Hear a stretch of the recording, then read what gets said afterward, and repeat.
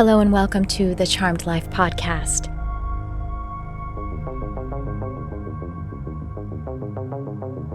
This podcast is all about magic, metaphysics, mysticism, and the unconditional love of the universe. And I am your host. My name is Tricia Carr. We have an amazing conscious conversation coming your way today.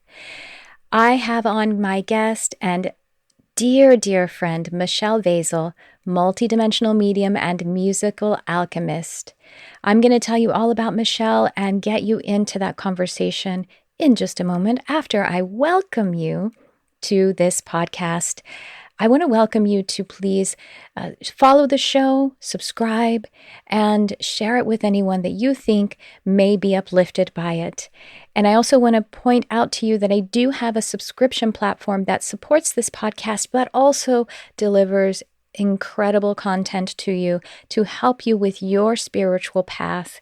That is my Modern Mystic Life subscription.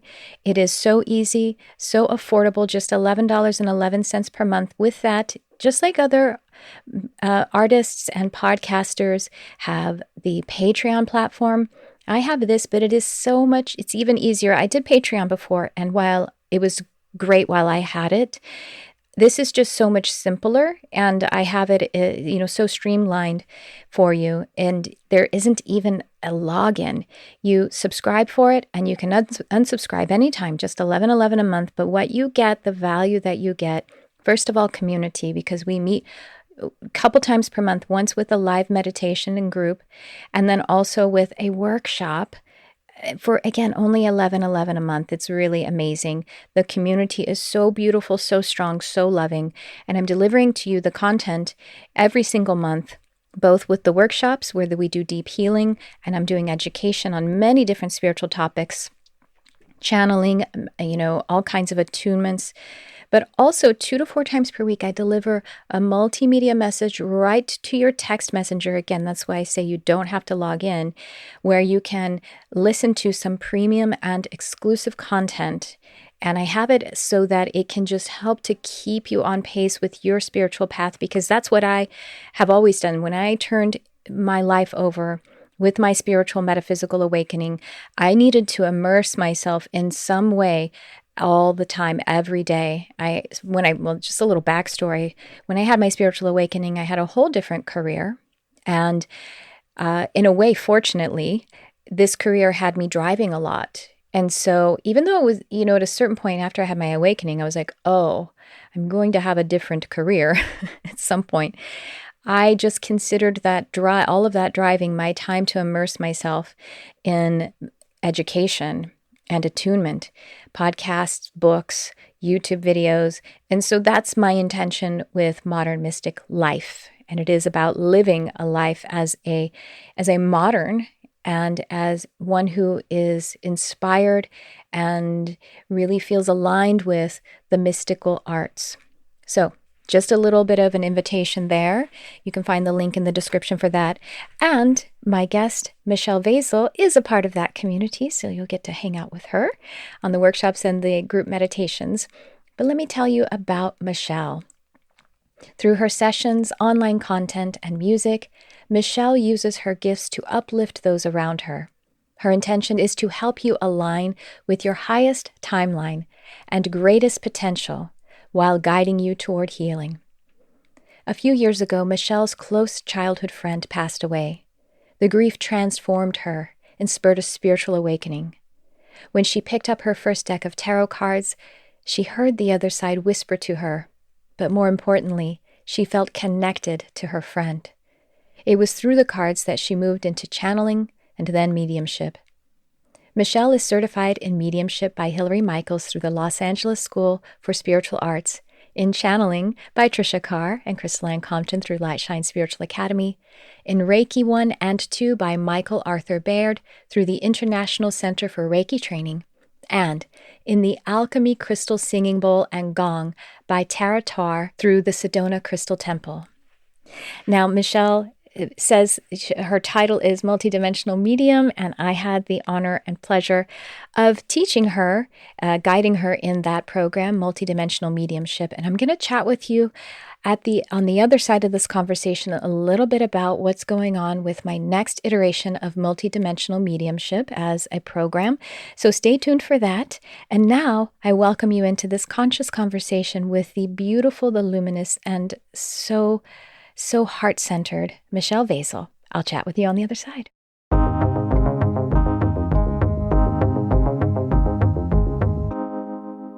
Well, Michelle, I'm so excited to connect again in this way. I mean, you and I connect daily about, right? Yeah. We're pretty much in one another's lives. You're in daily. My pocket all the time. Oh, I love that. It's so fun in your pocket. It's so exciting. You are a manifester. You are an artist. You are a powerful medium and just one who is here to serve love and give love. So it's interesting. I say serve love, like to give service to love and also to serve love as you are delivering it. So everyone, this is Michelle Vezilj, and I would love for you to just get everyone into your magnificent, beautiful energy. What work are you doing, or your journey, wherever you'd like to start? Oh, well, thank you. Well, first of all, I want to say, the in service with love, I worked in service for so long. And so that feels really accurate to me. It was a good test and a build into what I'm doing now. And thank you so much for having me. I'm a huge fan of yours and always will be. So thank you. Okay. So a little bit of background on me. I started this spiritual journey about 5 years ago. I mean, I think it's a lifelong journey, Sure. but the awakening happened right around my Saturn return. I went through the collapse of a really important relationship in my life, and then the death of a friend, and a move across country, and struggling with finding a job. And I really had to work on my root chakra, safety, security, lack mentality. And I really struggled with dark demons. I dealt with some alcohol abuse, which was challenging and runs in my family. And so that is something that, I've watched other family members break that pattern, which was really encouraging for me to do, to follow their footsteps in that. And through that dark night of the soul, through that hardship, I found myself. I think when you're in your darkest moment, you have to turn on the light at some point. And I had help for sure, like yourself. And my friend that had passed away, I really felt him present on the other side, leading me. And he led me to tarot first. Yeah. So that was my first love with the spiritual craft. I started giving readings to friends and family, and then I started hearing things and seeing things, and my clairs were opening up, and the pandemic happened, and I started to want more. I became very hungry for information, and it opened me up into all of these different dimensional planes. I became fascinated with cosmic beings, the Lemurians, and I took the channeling course, and I then took mediumship. I am a musician and had been very fortunate to perform at the Troubadour right before the pandemic. And my manager at the time was like, you're writing a musical, right? And I had been given an extra song. I was opening for someone, so I had 5 songs. And the booker loved the song that I wrote called 300 Feet Tall. And I wasn't going to sing it. It's like a little Disney-esque. And I was like, I'm a serious artist. I'm not singing that song on this stage. And he was like, I'll give you another song if you sing it. And so I did. And it was just me and my guitarist, because we didn't have time to practice with the band. And it was everyone's favorite song. And so when my manager said, you're writing a musical, I was like, well, obviously it's 300 Feet Tall. So through the pandemic, my not only my love of the spiritual arts, but my love of music grew and it expanded. So not only was I writing, singer-songwriter songs, I was playing with the alchemy crystal singing bowls. And I ended up taking a retreat up in Sedona, which is magical, at the Sedona Crystal Temple with Tricia Carr. And I got my first sound bowl. Now, alchemy crystal is just unreal. I can't recommend it enough. If anyone listening to this is debating, go. This is your sign. They're dipped in quartz and then in another crystal, another alchemy. And they can be double, triple. They come in all different sizes. They vibrate between 3 to 7 frequencies of a specific note, and played together, they create all of these different kinds of tones. And so she became this angel to me. And I got my first bowl. It was an A sharp, and it activated the third eye. And then she kind of helped me call in the rest. I have 7 now. So they've grown. And each one has its own soul, which is just so cool for someone who has felt alone a lot of her life. Having them sitting across from my bed every night is really comforting and really helps me to activate that self-love within myself. And they are my true partner right now. You're filling that space for me. Your family. Oh yeah, absolutely. There are siblings and a mother and father, and they come together as a unit.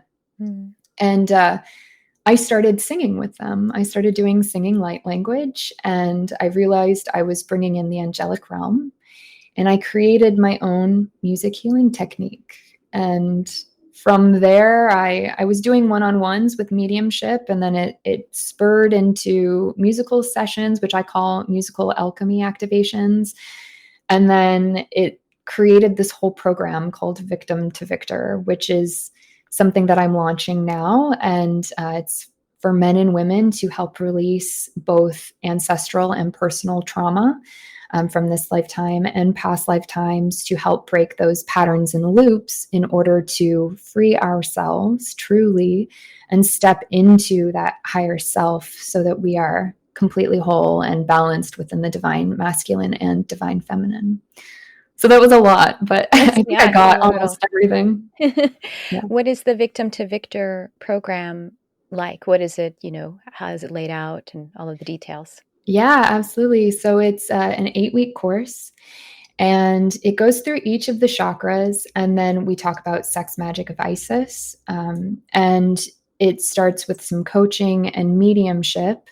And through mediumship, what I've been able to do is, working with their higher self, their guides and angels, I'm able to see the root of what is attached or adding resistance or imbalances within their systems, so we can then speak about it and then go about releasing it with musical alchemy. And I've created different meditations, and I do something called galactic shadow work, which is finding a limiting belief, a distorted belief, the truth within it, and then we create a positive affirmation from it. And I create my bowls, and I use my voice to create a binaural beat, and it's used to put them into a hypnotic state and open up that subconscious. And so with all of those things together, with each person, it's different, because, there's no clear-cut way to work with a group of people. It's more one-on-one. How can I best serve you? How can we best do this together? And so it's just been this completely just triumph for my soul. It brings me so much happiness. It's a lot of fulfillment. And, when someone gets brought to us, we're mirrored at things of like, oh yeah, no, I've dealt with that. Okay, cool. I know exactly where this is going. So that's been a really beautiful experience. And Victim to Victor, so it is a one-on-one program? Mm-hmm. Yeah, it's one-on-one. It's every week, and every other week you get a sound healing. Yeah. They tend to be very powerful, so if they're done too often, it's overload. And I was finding when I was crafting the course, there were a lot of cancellations because it was like, I need more time. And they were doing it subconsciously. I was like, Of course. why do they keep pushing? And my guides are like, it's just you're doing too much work on them. So we've been able to come up with this beautiful neutral ground where they get one-on-one access to me as well. So we're in communication all week to really talk about anything that's being brought up. Mm-hmm. Wow, really beautiful. I love it. So let's talk about the musical now, 300 Feet Tall. Yeah. It's in process. It's in like the Mhm. second or third iteration of Yes. writing. Yes. Yes. So you would call this development. We're Mhm. in the developmental phase, but it's just moving so quick. And I'm always surprised by how fast things move, even though I've been manifesting them for like a decade, you When they know? finally happen and you stand back and look a little bit, you're Yeah. like, "Oh, it was actually really fast." Absolutely. It's like they say about children, the days are long and the years are short. It's kind of Yes. the same thing because you're gestating and birthing this. So, yeah. Yes. Yeah. It seems to be coming in the flash of an eye. And so right now I'm actually, after this interview, I'm going to drive home to Phoenix, Arizona. That's where I write. And I was just given notes on what I have already written. And so I'm going to go home and reorganize and restructure. And what we put, as artists, we put so much of ourselves into our work. And something the co-director brought to my attention was, what are you saying? You're watering down what you're saying. Mm. And I was like, oh, interesting. Where is this showing up in my life? And I was like, oh, I've been dimming my light to make other people feel comfortable. And then, Yeah. as I've learned as a manifester, that's not my way of running my energy. It's to be big and expansive and to speak my truth and to speak it with confidence. And so after I received her notes, I took a month to integrate our note session and go, all right, well, how do I bring this in? I obviously need those attunements. And taking that mask off, and the musical is about a young woman's spiritual awakening, and it leads her on this fantastical journey to a hidden alien civilization, which is the Lemurians, just in time to save her from an evil that's chased her lifetime after lifetime. So we're talking about past lives and bringing in the Lemurian history and the violet flame. But when she said, "What are you saying?" I was like, "Oh, okay, great. Child trafficking. That's something that I want to tackle with this piece, is that the children need our voices." And that's what the heartbeat of this is. And it's our children, it's our inner child, it's trauma that's being released collectively as a whole. And it's been a very humbling experience. I've had to check my ego at the door, because it's like, well, what's in highest good for the musical? Like, really listening. I've brought on a fantastic team, a really amazing co-director, a really fantastic composer. And so I'm getting notes on the script and on the music, and they're just making it better. With all these extra hands in the pot, it's just elevating to a place that I'm just so proud. I'm so proud to be a part of it. Sounds amazing. And it's a film, to be clear, yes? Yeah. Yes. Yeah. So I I am big in musical theater. I went to school at the University of the Arts in Philadelphia and majored in musical theater. And I went to New York, and I did have success, but it wasn't the level of success that I had hoped for, dreamt of as a child. Broadway. That's where my heart has always has been on those stages.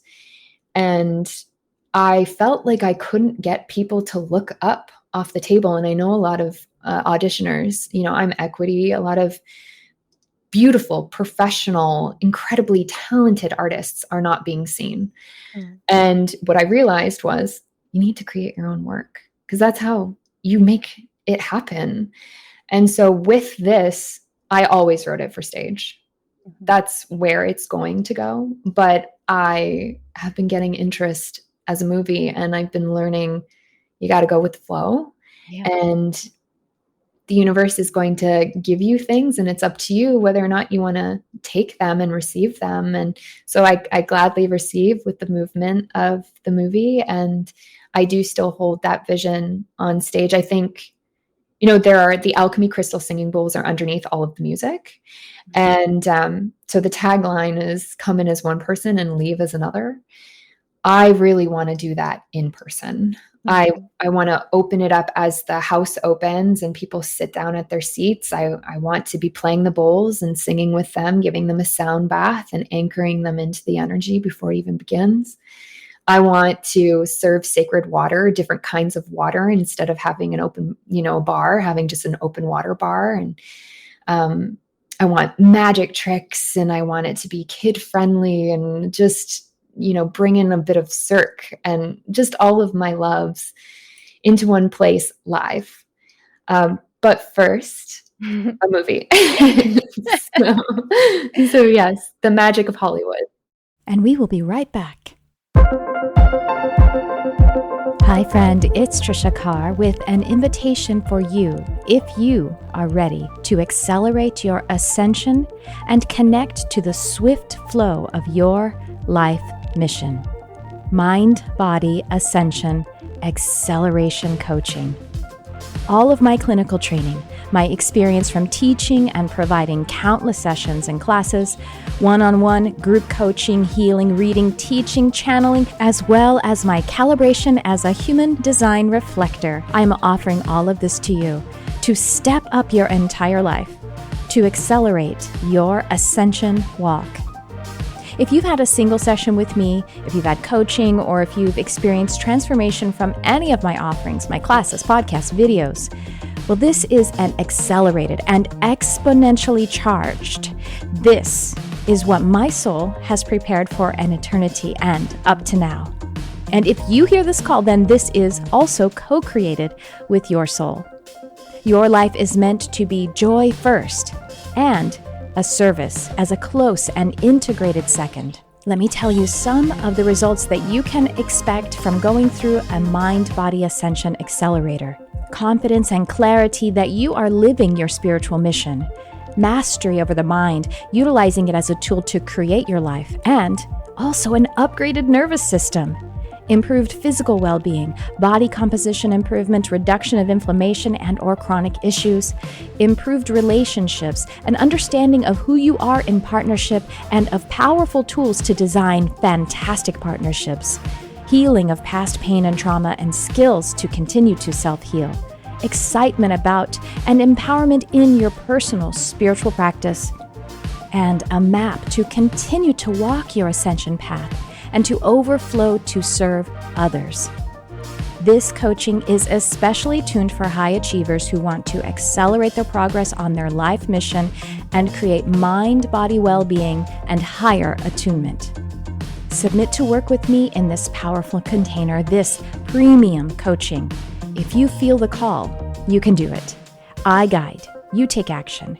I hold the resonant projection field, channel your steps, and you take action.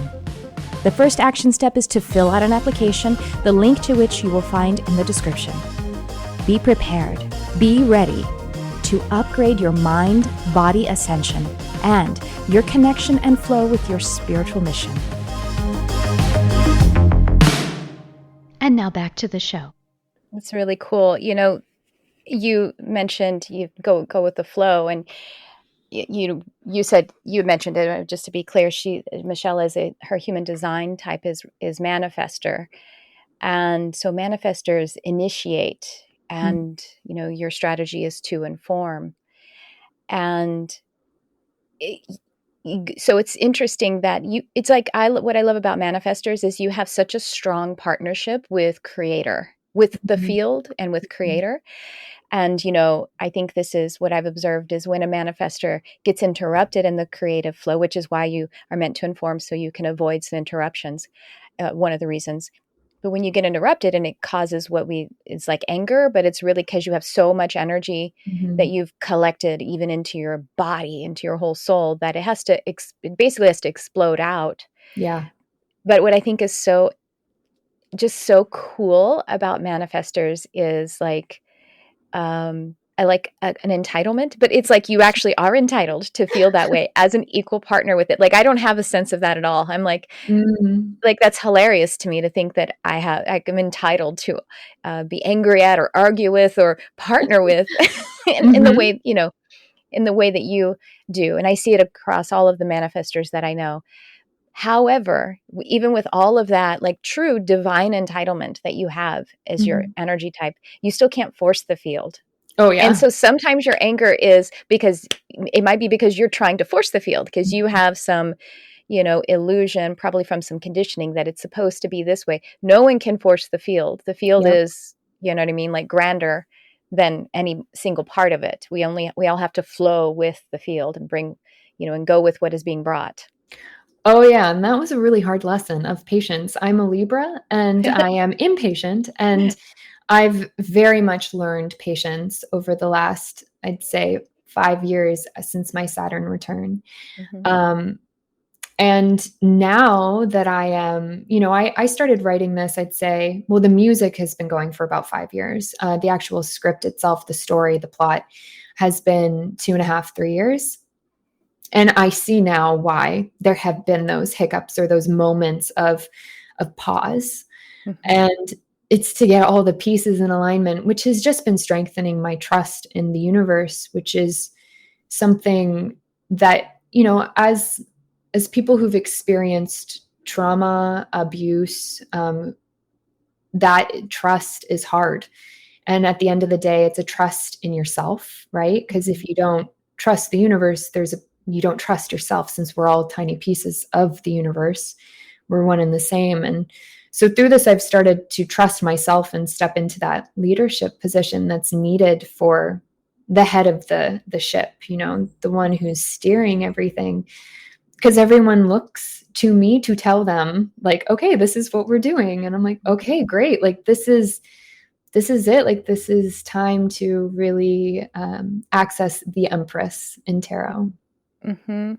Mhm. And yet, obviously, there's collaboration. You're singing the praises of how Oh amazing my it is to God. have other voices and hands Yeah.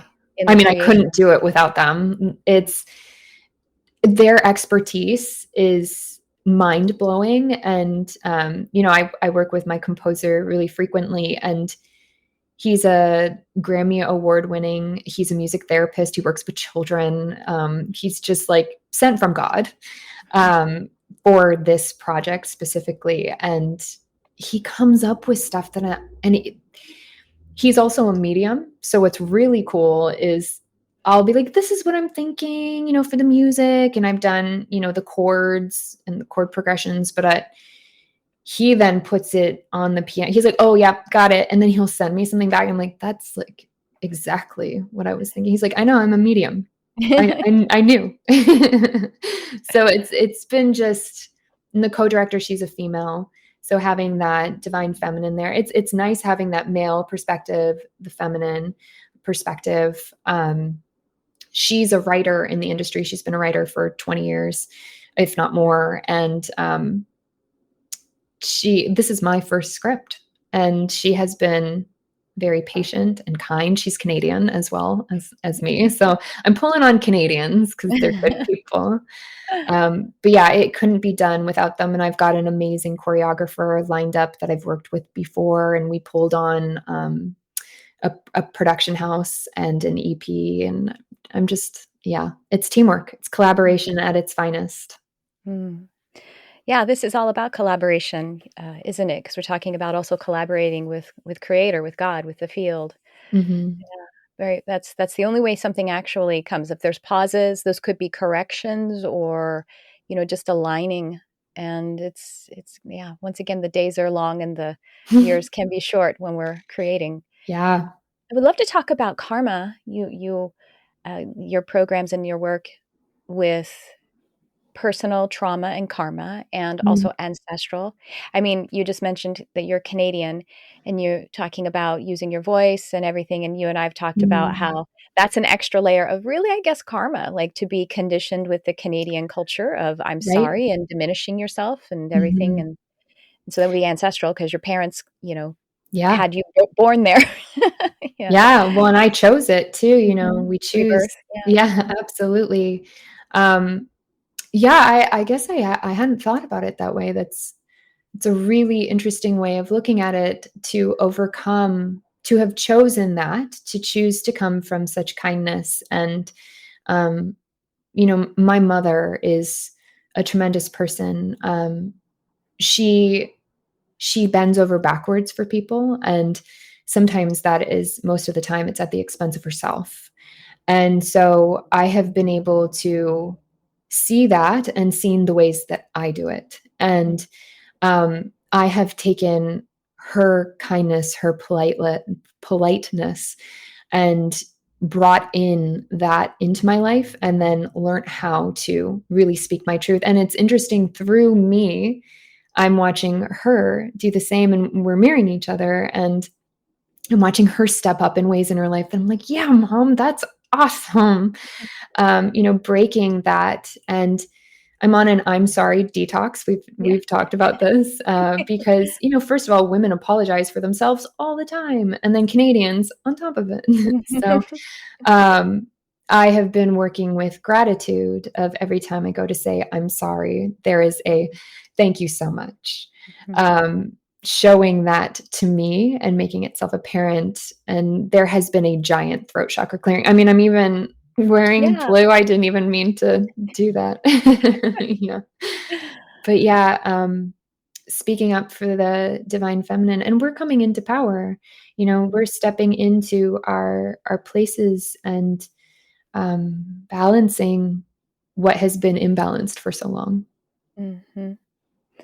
Yes, I think we feel that very strongly. I would say it's not unfortunate, but however, I think in a more global demonstrative sense, it's probably we've still got some development before it really happens. Although with 2027, there's going to be a big shift in background frequency as we shift from this to this from the sleeping phoenix. No, wait, to the sleeping phoenix. Yeah, that's right.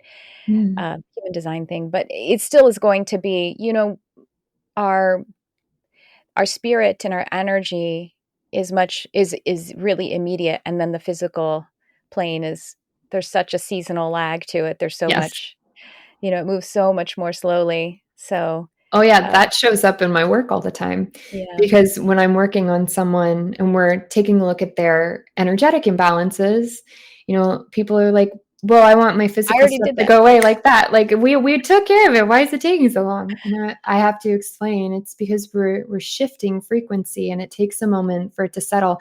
I have found I've been working with children.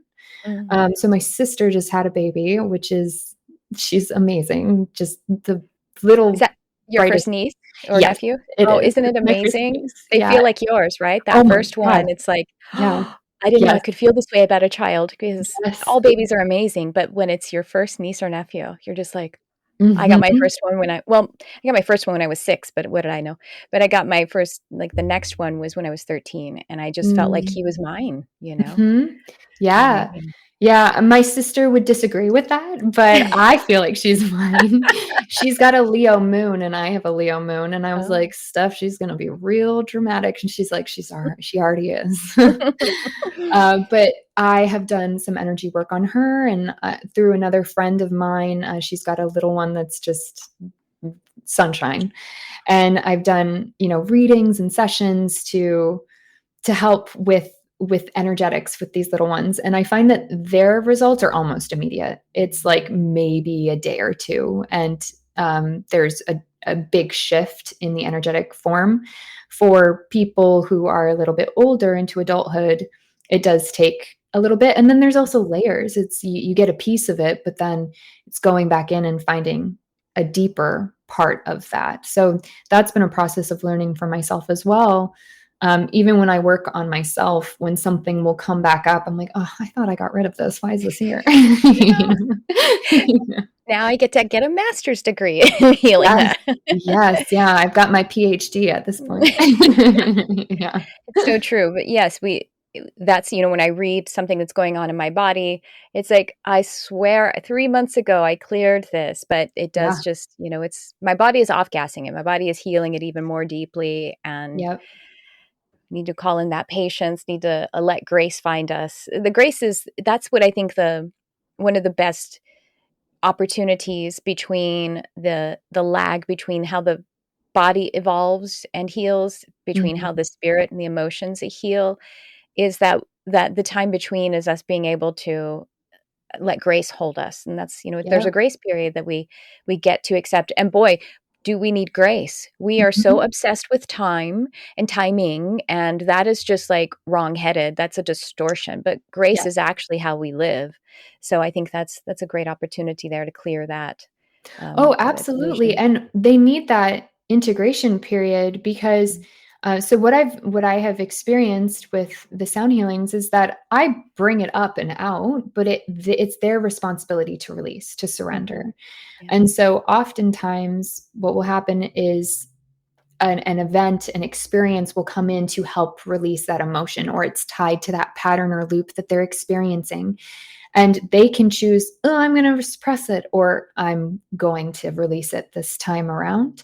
Mhm. And we need that time because if it were to happen quickly, I mean, it's hard enough when it's spread out. Yeah. So Yeah. when it's fast paced, it's very aggressive. I always say, please release this, please heal this gracefully and joyfully, Mhm. because I have forgotten to say that before. And then it's just ripped. And I'm like, ooh, I've learned my Well, lesson. and you're a manifester, so you have power in what you say Yes. or do not say. You needed to inform spirit how to heal you. Oh my So gosh, that's that's so amazing. true. Yeah, I haven't. Well, and that's so true because I talk about how, as a lyricist, our Mhm. words are magic. It's Mhm. spells, and so I'll be like to the universe, "Hey, if this isn't in my highest good, take it." And Mhm. then it'll just fall apart. Or if I have plans with someone the next day and I'm like, nah, I don't know if this is my highest good. If it's not, have them cancel because of something that's really awesome on their end. Like they've got like a Mhm. kick ass, oh, I don't know if I can say that Yeah, they've go ahead. got Like a they've got a date or kick-ass like a meeting or like a date or something, yeah. and they need to rearrange the schedule. And Mhm. it happens all the time. It works like magic. I recommend people trying that out. I have my friend, I have to tell the story. It's not totally related, but it is a little bit. My friend Aiden, who is a manifesting generator, and some of you, if you've been listening a long time, we had a podcast before he got too busy called Enlightened AF. So it's that Aiden that I'm talking about, if you Mhm. happen to know. Mhm. And so Aiden, he bikes every day, and so he in his neighborhood, he lives in Glendale, California, and there's this street called Mountain, and it's a really, really long street, really, really, long. So he's biking through mountain on mountain or around mountain. He's telling the universe, I want a home on mountain. I want to buy a house on mountain. Mm. And, he's manifesting that for like a year. And then he realized after he had bought his first, like, it's a 2-bedroom condo and it's on mountain. And he Wow. realized, so yeah, but Wow.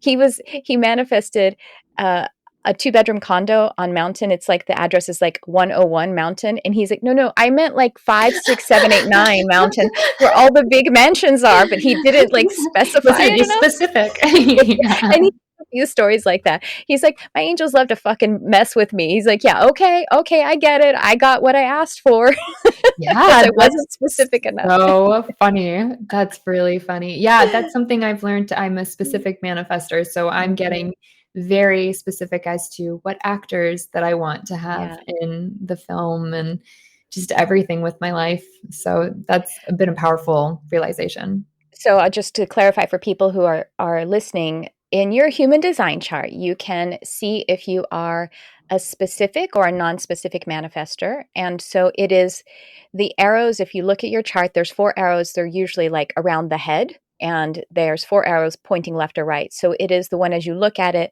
the bottom right one. And if it's pointing right, then you are a non-specific manifester. If it's pointing left, then you are a specific manifester. Some people are like grabbing a pen, like, what? But you can Google it. You'll. Yeah. I'm also a specific. So I want to share with you, since you brought it up this morning Yeah. in my morning session with myself. Mhm. Uh, they gave me clarity on that, because sometimes I feel like I feel challenged to envision specifically. And they said, no, no, no, start big, chunk up, start with the Mhm. big thing. Like, I'm going to write a musical. Mhm. You know what I mean? Mhm. Mhm. And then you can chunk down. So don't, like, sometimes I think I get a little I put too much pressure on myself to get really specific in this one Yeah. session immediately, and it feels off. So just like start big and then get specific in your process of manifesting. Does that resonate with Oh, you? 100%. 'Cause when I used to go and see movie musicals. I have a good friend that was in La La Land, and so when I went, I was like, "Oh my gosh." Is it And I Gosling? Is it Gosling? Because Yeah, oh I yeah, no, may we're neighbors. I might I mean, he's on my green light list. Brian would not be mad at me. I'm No, kidding. it is not Gosling, but I wish it was Gosling. Uh, I'm specifically manifesting that now, though. So yeah. it I would will love be. for you to get with oh, he's married to someone else, though. Yeah, I don't wanna take him away from his No. family. Yeah. I don't wanna be a homewrecker at all, but if I could get someone similar to Gosling, that would be awesome. Yeah. Um, but yes, when I was first conceiving the idea of 300 Feet Tall, I didn't know what it was about. I saw movie musicals and I was like, "Wow, this is really awesome. I love this." And then, the Troubadour happened and I was like, "Okay, cool. I am writing one. What's it about?" And we write what we know. So I was like, "Okay, well, out of the songs I've written over the last couple of years, can I create a storyline?" And so I started with that. And then during the pandemic, fell in love with the Lemurians. And I was like, Mhm. "Oh, it's about them." And this was a really cool story. For those of you that know the Lemurians, and for those of you that don't, the high priest his name is Adama. And I had a dream, and I'd been reading the Telos books. There's three of them, volume 1, 2, and 3. And right as I was waking up from a dream, I heard him say, "You will tell our story." Oh my gosh. I was just about to say, I swear that you're writing a dream. Go ahead. Sorry. I heard that Well, before you said it, I swear. yes, it's so I have been writing my dreams down Mhm, and mhm. getting ideas for future films, which is really cool. But they've had a ton of premonitions within them. But when he said that, I was like, "Okay, great. So Lemurians are a key part of this." And it has shifted and changed, and now it's way more specific, and I can properly, specifically manifest it. But at first, it was just grand and seemed bigger than me. And I mean, it still seems way bigger than me. It is, but You have many hands. Many hands make the burden light. So, yes, absolutely. I have many hands on deck, and yes, so grateful. I also just heard right now, they just said to me the Lemurian sessions. Like, I don't know if it's a series of channeling sessions or we get together and talk about Lemurians. I don't know what it is, but they just told me that because, Ooh. I mean, when was it? About 6 months ago, I think, when I did the Lemurian in my what's now called Modern Mystic Life subscription, but Mystic Arts Academy, and I did a mostly channeled workshop on Mhm. Lemurian unicorns, but it was a lot about the Lemurians and how unicorns can help us with that. And you came to that class, and you're like adding so much to it. And Aw. I didn't, we hadn't talked about how you had been very much engaged with the Lemurians, up to that point. So that was really aligned. Yeah, and, thank you so much, and I would love to sit down and talk about them. I could talk about them forever. I am, like, a Fun. big fan of theirs, just like I am of yours, but you have Lemurian in you too, so, Yeah, it's very one and much. the same. But yes, absolutely, let's do that. I will manifest that, and we will create it. I feel like you coming in studio, and then I'll have my camera set up properly and we can talk about them Awesome. together. Yes. Let's talk about let's because people are like, "What the heck are they talking about?" Or let's have our first Lemurian session. Let's talk Okay. about the Lemurians. Who are they? What are they? What are these? And they're core to your Yeah. musical anyway, so yes. They are. Man, I haven't talked about them in so long. This is nice. So about 4.5 million years ago, they landed on the Earth in a spaceship called Mu. And they landed on the land of Mu. And they are a mixture of Palladian and human. And so they're a very Palladian-based civilization. And they ascended into that fifth dimensional space. and lived in harmony for a long time, and beautiful healers. I've learned a lot about self-love from them and being whole. I'm in this place of calling in my beloved. They use the word beloved, and I think it's such a sacred term. And they talk about how you have to find that within yourself, and it's easier said than done. It's like, yeah, sure, I love myself. Like, where is he? You know, like, yeah, okay, good. I love myself. I'm whole. Where is he? Yeah. And every time I get to the where is he question, the Lemurians come back in and go, well, do you love yourself completely? Because if you did, would you still be, where is he? Well, You'd I be, gotta, and even after he is there and in your home and in your bed and in your life, you're still on the journey oh of yeah, oh, self-love. oh, forever. I've Yes. had mine for 18 years and I still Mhm, am on mhm. that journey. Always a Yeah. deeper layer. And so they're from Lemuria, stemmed Atlantis. And from my understanding, Atlantis was more of an Arcturian civilization. It was very technologically based. And there was a thermonuclear war between the two. And the land of Mu, Lemuria, ended up sinking, as did Atlantis. Now, the high priest Adama knew that this was happening. And so he collected about 250,000. I don't mean to say collected. He, Yeah. like Noah's Ark, Yeah. brought 250,000 of them underground to the civilization of Telos, which is underneath Mount Shasta, California. And I actually work with a lot of Lemurians who were a part of the sinking. It sank overnight. And what was so beautiful about it is there were other high priests that knew of this that didn't go with Adama. They stayed and Mhm. they sang as it sank and made it so that there was as least amount of trauma as possible for their people. But I attract a lot of Lemurians who were a part of the drowning. I Mhm. wasn't, but there were others, there were lots of others. And so they find their way to me. And it's been really interesting to work that out with them. And then with the Lemurians who are in Telos, they're in a fifth dimensional plane. So they are starting to present themselves. They told me that, I'm not the only one writing a musical about them.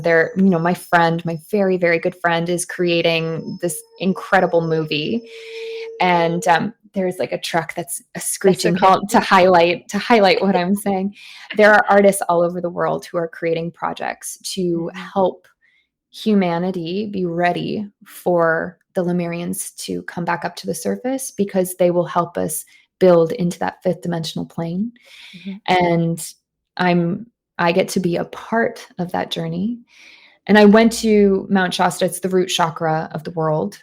And Is it root? Oh, I thought it was crown. no, it's Oh, the okay. root chakra. Mhm. Okay.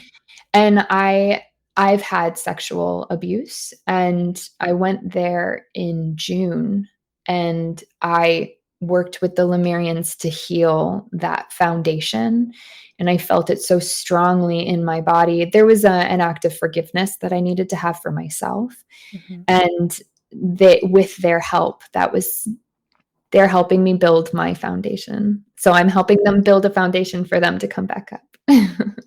So amazing. Now, there are 250,000 of them began the civilization in inner earth in Shasta. And when Michelle says they're fifth dimensional space, but they're transdimensional, so they also Mhm, are third dimensional, mhm, but they exist fifth dimensionally on the third dimensional plane. And just like we exist, third and fourth density here, even mhm. though we're physically expressed. And they they have populated beyond that, and there are other types of Yes. you know Inner earth beings that have joined yes, them. that have Mhm. joined their civilization. And so what are there, about 3 million? How many do you think That's there are? Yeah, there are a couple million. I'd say anywhere Yeah, from 2 to 4. yeah, that's what it feels like to me. And so when they are able to resurface, by the way, you guys, this is not like an Armageddon thing, because they're gentle and heart based. So this Mhm. means that it will be won't be so shocking. Maybe for some of us it will Yeah. be, you know what I mean? I But mean, they for, look like us too. yeah. It's not going to be this like, ooh, I mean, the warmth that radiates off of Hmm. them is Hmm. astounding. Right. And so as they, but I thought, isn't the high priest city going to also descend as they ascend? Yes. Yeah, that's what's speculated is that Hmm. it would become that city in the sky though, wouldn't it? There's Hmm. yeah, yes, Yeah, that that's is what my I, understanding. right.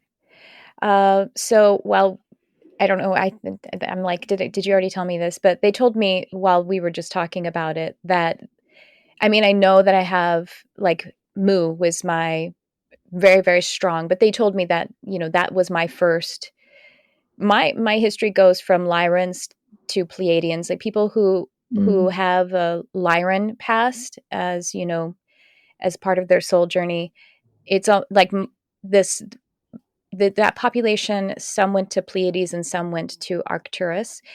That's, I mean, not all of them, but that's basically the big exodi, I guess. That's how they went. So I went to Pleiades after that, and then to come to Earth, mhm. I did it with Mu. Yeah. Well, Yeah. that's beautiful. I know that I was a healer. I've done some hypnosis to see that lifetime and the different healing techniques that were used there that I've incorporated in my own healings here, opening those past life gifts. Hmm. Um, but yeah, I after that, I think I went into after it sank, I think I went into guardianship and then I battled it out on the planet for quite some time. I got my Akashic records read and I was like, "Oh, I've been here a very long time." Mm. Well, and one thing that Pleiadians have talked to me about is that essentially also, if you have if you have a Pleiadian connection, or Lemurian, same Yeah. deal, that in our incarnation to come here each time that we come here as human, that we make a pledge. And I think pretty much it's kind of that way for all star seeds, if you will. We make a pledge, which only we are holding ourselves accountable for it, but we feel it. It's like they show me like a seal, a stamp, just like when you seal a Mhm. letter or you press, metal into a wax or something, and it's in our heart. And which, by the way, meaning like the green ray of us, but also it's in the identity center. So it's Yeah. driving us, and it's so deep within us that we feel it. And that also we have almost like a karmic kind of guilt, or even we can be karmically codependent Mhm. because of how the human race was affected by Pleiadians coming here, and like just basically it's wanting to take responsibility, and also Mhm. wanting to make sure that we don't do it. But if it's unconscious, then it can be a codependency. It can be a subversion of ourselves. It can be kind of like what you said about your mom, like bending over backwards to my own detriment to be of service, which is not Yeah, aligned. It's not appropriate because that's just creating more, you know, deficit. If we're making ourselves absolutely. deficient, we're just creating deficiency. So it's like it's kind of an ancestral karma that Mm. we have to be aware of. Yeah, beautifully said. I definitely feel that within Mhm, myself, this need of I must serve, I must be of help to everyone. mhm, And I've had to learn boundaries. Boundaries yeah, has been one of the most important and still learning of how to create those for myself and take time off so that mhm, I can be better of service. yeah. Yes, it's so true. Oh gosh, this is really powerful stuff. I had no idea how we were gonna go into this, did you? No, I didn't know. I mean, I just sounded very Canadian there for a second. Oh, You did, no, you I said, "I didn't didn't know. know." Yeah, yeah. Been here for 26 years. I just became American, which Yes, and so I'm you're American, you're not at dual, I know citizenship?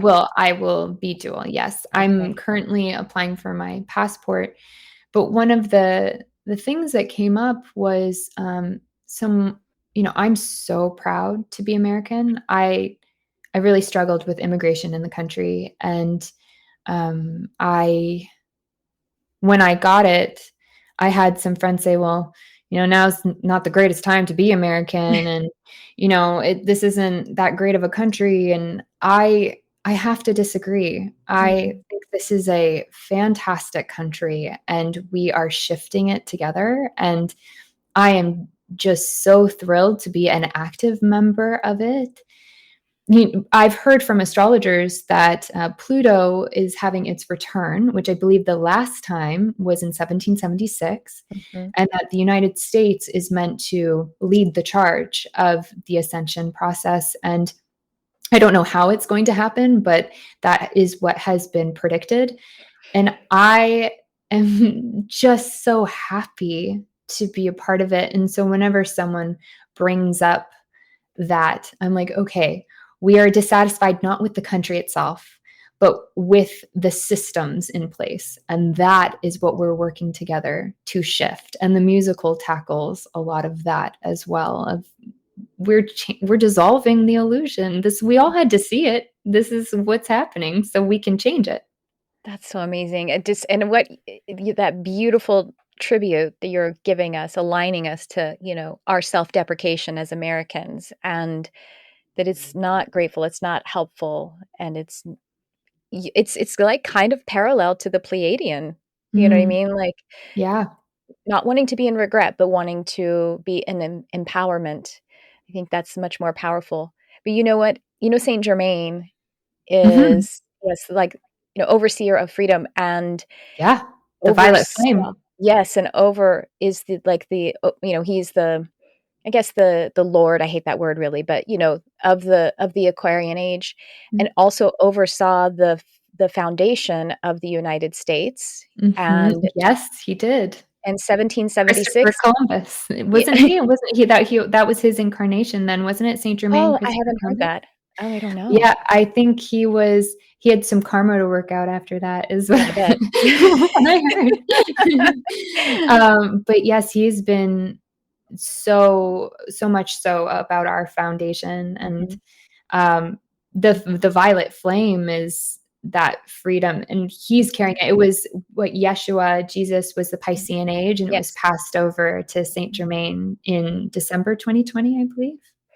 Yeah, people aren't, people have different perspectives about if we're in the Aquarian age, or if, Mm. whatever. I don't know. It doesn't matter I to heard me. it Like, takes a while to like get into the swing of things, but we've totally. entered. Yeah, just like we're talking about that lag of the physical body and the Yeah. physical reality. To me, I'm like, well, I'm in it. Yeah. I don't know No, about y'all. I'm living heaven on earth, guys. I mean, I definitely experienced the suffering, but each time that I just went through a month of intense shadow work, and I have an emotional authority. So I Mhm, ride these giant mhm, waves of emotion, and it felt like a tidal wave and it was never going to end. And I didn't feel like myself. And I just released and purged a lot of lower level energies so that I can stay in the fifth dimensional plane mhm. more actively. And that is now where I'm at. It concluded on Monday. Oh, good. And yeah, oh my gosh. Yes.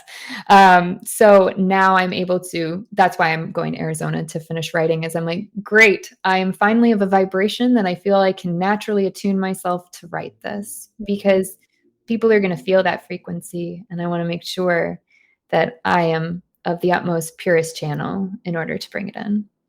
Yes. Wow. Oh, so thank you. They wanted to, sorry, when I say thank you, I'm talking to spirit. It reminded me, that 1776, and we actually shifted from, is it 1781, I believe, or is it 83? I think it's 1781. We shifted from being a seven-centered being to a nine-centered being in 1781. Like, Oh, and so when is Pluto returning again? That, like, this year, or? yeah, it was, I believe it was in March or April is when it started its return. And so wait, 6 to 1, that's 5 years when we shifted to, so Mhm. we're 5 years away from 2027 now, when Mhm. we're going to shift into 11 centered beings. Wow. And there's another pattern and loop. Has anybody else said this? Because Because this is important. this is happening. That's crazy. I can't wait Wow. for 2027. Mm, Man, everything I've heard about it, I'm just embracing. And mhm. by then, guys, the musical will be on Broadway, Yeah. so come and see it. Oh, yeah. And we have to, yeah, and we're doing all of this. healing and upgrading, and a lot of, by the way, they tell me a lot of healing and upgrading to our solar plexus, and that's, you're experiencing that as an Mhm. emotional authority. I have an undefined, but I still feel it.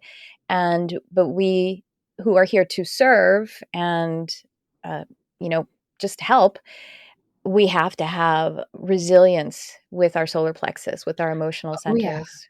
I Hmm. have, I disassociated for 10 years after I experienced a sexual assault. And I realized like 2, 3 years ago that I had done that. And I'm an air sign and fire. And so just naturally out of my body. And when I got back in, I was like, oh no, there are a lot of things wrong that I didn't even notice. I was so unaware. And I've learned each one of our organs has a voice. It has like a little Hmm. soul. They're little pieces of the whole. And my stomach has needed some of the most help. Yeah. And it speaks for the I am enough, standing in my power. And I'm getting to that next level of it and shifting and changing with it. But my stomach lining was messed up and I've had to take extra care. I've changed my nutrition, my diet, which a lot of us are having to do with Yeah. Ascension anyways. Sure. Yeah. But yeah, that solar Yeah. plexus. It's a doozy.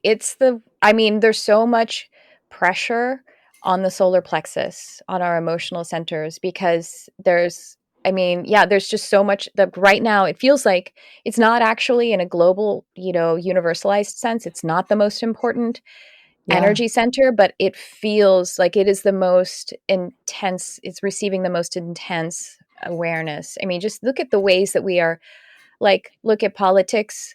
Yeah. I don't talk about politics, but how polarized it is.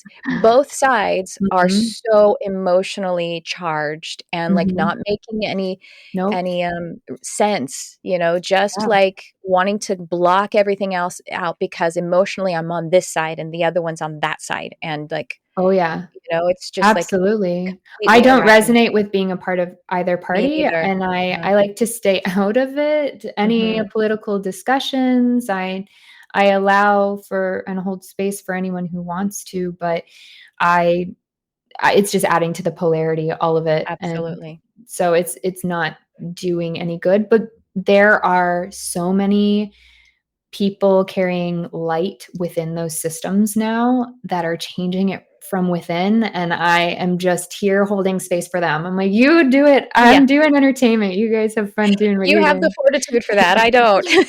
Yeah, absolutely, You need a lot of absolutely. fortitude to be in entertainment, though, so it's just, Yeah, yeah, Yeah, yes, you do. There's a and and we were just talking yesterday, I think it was, you were talking about how the entertainment industry is changing from the inside out too, so oh, much. yeah, I mean, Yeah. um, yes, you can so I find that LA has some of the darkest energy and some of the lightest. There are pieces of Yeah. mood that are here. You can feel it in Malibu, and I Mhm. live by the water, and I can feel Mama Ocean all the time. And that is reflected in our entertainment industry in Hollywood. There are some of the brightest and some of the darkest. And you can even see it on Netflix and Amazon, Hulu, all these different stations. They're starting to create stories that are opening up people's minds and expanding them and bringing in light, and there's less of this agenda and narrative. I mean, there's always agenda thus far of like, well, Mhm. this is what I want to talk about because that's point of view. Sure. But there has been, I find that the manipulation, the networking aspect is moving away and it's becoming more of, I really like you. Mhm. I think we collaborate really well and I want to build something with you. It's no longer like, well, what can you offer me? Mhm. What are you going to do for me? And that has been just I met this composer. I went to Sundance in 2020 and I fell in love with this film called Wendy, and it was created by Beasts of the Southern Wild. And the composer, his name is Dan Romer. He was just nominated for an Emmy for Station 11. He's a wonderful, just super talented human being. And I reached out to him after the screening because I've never done this before. I was just like, I love this music so much. I need to know this composer. And I got in touch and we were going to meet for coffee. And then the pandemic happened. And I was living in Phoenix 2 years later and I heard, message Dan Romer. And I was like, okay. So I messaged him and said, hey, I wrote a movie musical. Do you know anyone who might want to compose it? And Dan graciously met me for coffee and introduced me to my composer. And it was this meeting of souls, this meeting of, he loved what I was doing. I love what he's doing. And it was like we saw each other's hearts. Mm-hmm. And that's where the industry is going. It's peering into each other's hearts. It sounds really cheesy, but no, but it is.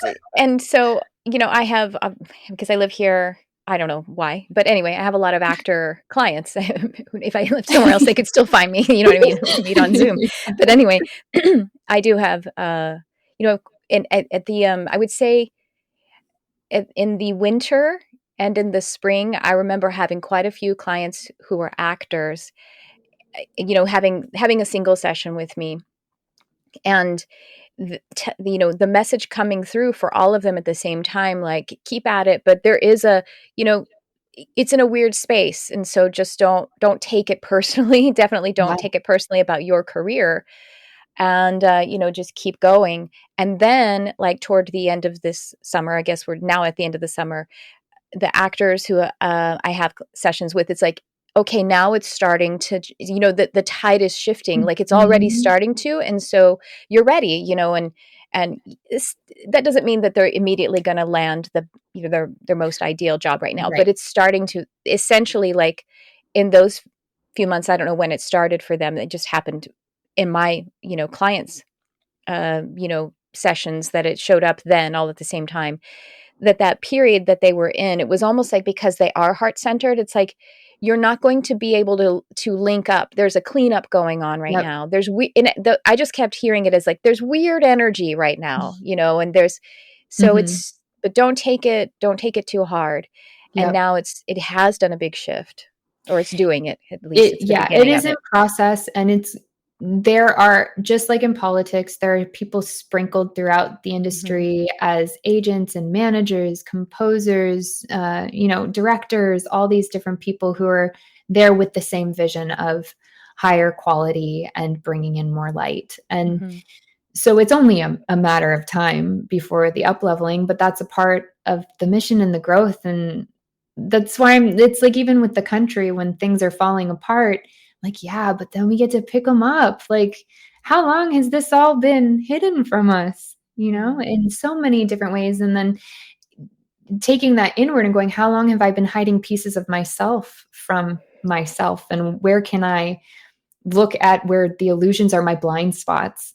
That's something I'm like, please show me my blind spots, release whatever's in and then just another giant release. And I instantly regret it. We always have to add that qualification. No, we want the other end of mountain. Yes. We want sustainable paced healing. Yes, yeah. The mansion. I would like the mansion. Yeah, so the mansion of healing, please. Absolutely. And then you have to move into the mansion, and even if you have movers, it's a lot of work. Oh my gosh, moving is so difficult. It's so hard. Yeah. Well, this has been just so incredible. As before we wrap up, if you have any tips for, like, what, about daily practice? You had, a big awakening 5 years ago. How did you start to shift that? How did you start to align with your awakening, and or what are you doing now as personal practices? So one of the first things I did was meditate. I would set a timer for 5 minutes, which was really hard for me. And people will sometimes use the excuse of, oh no, my mind just doesn't work that way. It does. It takes time. It's a habit. And also it doesn't, because everybody has that experience. Like when it's basically a spoiled child. Yes. And everyone has the experience of their mind not working that way, but it does work that way. It's supposed to work that way. Yes. You get to a place where your mind does calm. It obeys. Yes. So I started with that. My first big thing was breath work. I don't do it that often because I am air, and I find that when I do breath work, I lift up and out, and it's just I'm on a different planet. But some of my biggest experiences of expansion and release began with breath work, and really fast breath work, where my hands would cramp in, and you're oxygenating your blood so much so. And then I moved into sound bowls. And what was beautiful about that is I would say, please tell me, something that I need to know right now that's in my highest good. And then I go into that hypno and just allow whatever, even if when I woke up, it was just a feeling of, oh, I need to know this. And then as my spiritual gifts came on, now I ask what needs to be released today, what's happening, how do I do that? I do a lot of inner child work. I think inner child work is confusing for a lot of people, but there's no wrong way to do it. And once you begin that relationship with the inner child, that's when the magic really starts, because, our subconscious is built by the age of 8. And so going back and healing all of those rooted moments, most of the trauma, when I talk to people, it stems from something energetically in childhood. And then it may have expanded into a bigger trauma as they grew up. But that inner child really needs help. Like the other day I was driving and I just felt my inner child knocking, and she was so angry. And I was like, what? And she's like, you don't pay any attention to me. And so I stopped, I parked, and I was like, all right, well, what do you want? And she just wanted attention. There was nothing that she wanted. She just wanted attention. And I became aware that so often I don't actually give myself grace. I go, oh, I did that. I healed. I did this, I did that. But I don't always take the time to sit and really intentionally doing like 20 to 30 minutes every morning is ideal. I don't always have the time to do that, or I don't always schedule the time, commit to that time. I always have the time. There is always time, right? You can always put something else to the It's side. interesting. We should shift it to say that time has us, because when we think that, it's not true. Absolutely. And the construct. Yeah, I let time own me. Yes. I would say breath work, sound healing, inner child work. Those are and if you can start, if you're not meditating, just begin. 5 minutes, and you can hack. When we say we don't have time, that means that you can make time your bitch and set that minute. So the reason Michelle said the 5-minute timer, that's what I did too. I was setting, I remember 10 minutes, is because when you're first starting and the mind is fighting you, if you set that timer, then you actually can disconnect from time.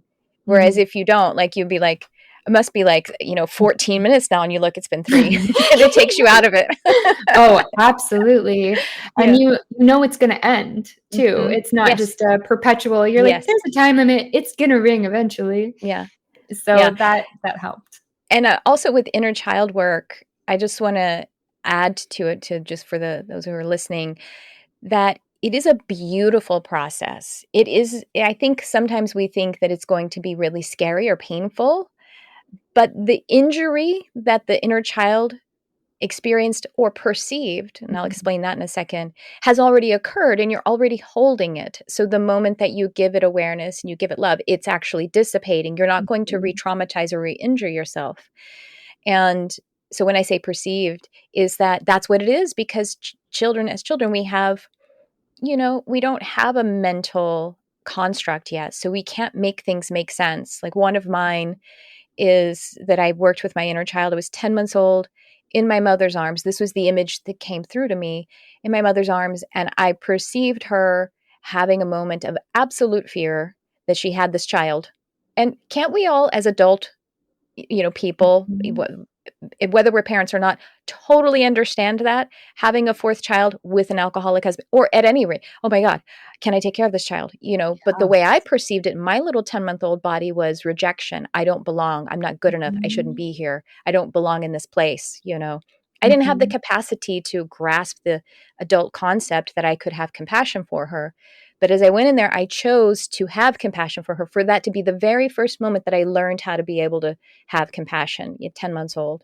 Yeah. And my friend Hillary, actually, this is another situation, says she has a trauma of being attacked by a dog when she was 5. But she's like, but I think maybe it was just a big dog coming at me. I don't even know Mm-hmm. if it was Mm-hmm. real, but I still perceived it as though I was being attacked. Oh yeah, And she's like absolutely. working on that in her mid-30s, to make sure that she can release Yeah. that. Hmm. Well, and there's a show on Netflix right now, and you find out, I'm not going to spoil it, but there was something that happened in childhood that the child perceived one way that shaped her entire life, that she finds out was actually another. Yeah. And so it really is that moment. It's our perception and the way that we put our point of view on things. I have found past life work or past memory recall has been some of the most healing moments, where I'll go into a moment from my childhood as I am now and go and sit with her. Mm-hmm. I know I deal with like abandonment issues, and the earliest memory I have is my mother holding me. We were at the park with my dad, and we were having a wonderful Sunday, and my dad worked a lot. And so we walked home, and I felt my mom's energy getting sadder and sadder. And then my dad, hugged me and got in his car, pulled away, and we're waving. And I can feel she's smiling, but I can feel how sad she is that she's alone on family day. And so that energy has sat with me and created this abandonment wound where no one abandoned me there. That wasn't Yeah. even the energy there. My dad had to work. My mom then came inside, set me down. She went and dealt with her emotion. And so oftentimes I will then go inside and sit with my childhood self and play with her. And then I go into the kitchen and I'll heal my mom. Mm-hmm. But that has been really helpful for me, because it's crazy how then I've had abandonment resurface in bigger Mm-hmm. ways throughout my entire life, all from a moment where it wasn't actually abandonment. It was Yeah. just how I perceived the energy that I was feeling. Right. Yes, exactly. I mean, and that's inner child work. Go and that's what I do as an adult. I go and give her what she needs. I also like step into her and say, what could I have learned anyway? And just basically Mhm. correct the timeline. Yeah. And the thing is with the memories, the thing that's important to remember is they're not real. Maybe Mhm. they are, but there's no way Right. they're every memory is created in the moment. I'm actually, when I meet with my sisters, I'm completely surprised that we have memories that match, because I just assume that, every Yeah. time we recall a memory, it's going through all of our filters Mhm. of the lived experiences between. But it doesn't matter. It matters that that is what your energy is holding as a belief, is Oh, yeah. holding as something that needs to be relieved. So I just say that because, Who know obviously yeah, you're not going I to go have and tell no your mom, how idea. dare you feel that feeling? Well, and I have no idea. I can see it in my Hmm. mind, Yeah. and I've seen it in hypnosis, but it could have just been a program my guides used to be like, Yeah. "Hey, it happened around this age, around this circumstance of your dad working all the time, your mom being alone with a newborn." Yeah. So, I was able to obtain the energy and frequency from it regardless of if that specific moment happened. Right. Exactly. Right. Well, this has been amazing. So thank you It's so much. 111 right now on the Oh my live. gosh. Yeah. 111, Oh, 11. 11. Oh my gosh. I just saw it. Yeah, 4 ones right in a yeah. row on the Awesome. time of our session here. All right. Well, Michelle, thank you so much. Of course, we have all of your links for absolutely everything in the description, in the show notes. Is there anything else you want to say as we wrap up? I offer full moon sound healings that are gifted to my online community. And so if that's something you're interested in, please reach out and I can send you that link for the full moons. It's something I asked Spirit. I was like, how can I just be more of service and do something to expand my community? And I started it last month and it was really awesome. And so I'm continuing. And so if you'd like to join in, I'd love to have you. Wonderful. And also, if you're in the Los Angeles area, we're starting a spiritual. We just had the first one yesterday. Yes. Yeah, a ton. Yeah, I know, right? What's that? And we're starting a Los Angeles spiritual community, similar, to what Michelle is talking about. We're going to be doing them once a month. Maybe these are on the new moon because we're just past the new moon energy when we Yeah. did that yesterday. I think Yeah, the new it moon was was the day just before. like 24 hours. Yeah. But we were in the energy of it. And so, just join my mailing list, and it's in the description as well. But you'll get to meet Michelle because she's there. Yeah, Welcome. come Yeah. meet me. I And want to maybe meet sometime, you. maybe sometime you'll be doing your bowls at one of our Oh my gosh, in-person I would love meetings. to offer Yeah. that. Of course, Yeah. anytime. Well, again, thank you so, so much for bringing your light, not only to our world, but to the podcast today. And I just love you so much. I love you too. Thank you, Tricia.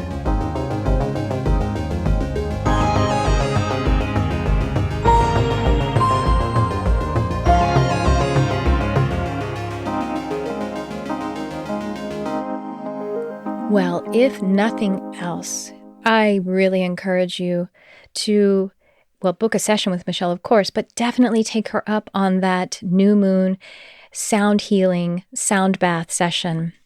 Her singing is, I just can't even describe it.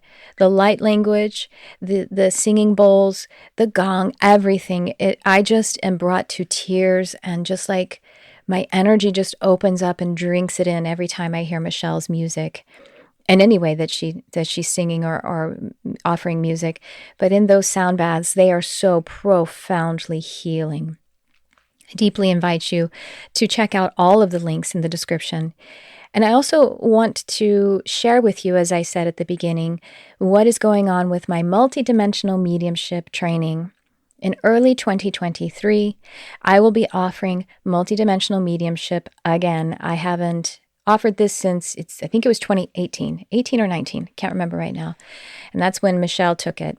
So there will be 3 phases of it. There's going to be a beginner, intermediate, and advanced, and also a certification available. And it's going to be amazing. So like I said, it's going to be early 2023. The best way to stay on top of that is to find the link in the show notes here for my newsletter. That's the best way. Now, I will, of course, announce it on Instagram and all of those places too, but that's the fastest way to stay in touch. I also want to let you know that if you want to get involved right now, we, of course, have the Modern Mystic Life, but I am about to launch. It's going to be in November. A program, well, it's actually more, yes, it is a program. It's called Easy Intuition and Meditation. It is to wherever you are with your spiritual development, to upgrade your relationship with your intuition, as well as with your spiritual practice of meditation. And we will also have in that program divination and some human design. I'll tell you all about those, all of the specifics when it comes. I'm probably going to launch actually the registration, so how you can actually connect with it in about 2 weeks, possibly earlier. But anyway, once again, mailing list is the best way because it won't get lost in the shuffle of algorithm. But I invite you to follow me and connect however you feel aligned. And I'm so, so grateful that you're here. I'm glad that you got to meet Michelle because she's so magical and luminous and so profoundly heart-based, as I said. So I want to meet you face-to-face or, Zoom to Zoom face, whatever we say, whatever it works out as. But if you're in Los Angeles, we are starting some of the local meetups. So I'm really excited to keep building, shining the light together on our beautiful world. So thanks for tuning in. I love you, whoever you are.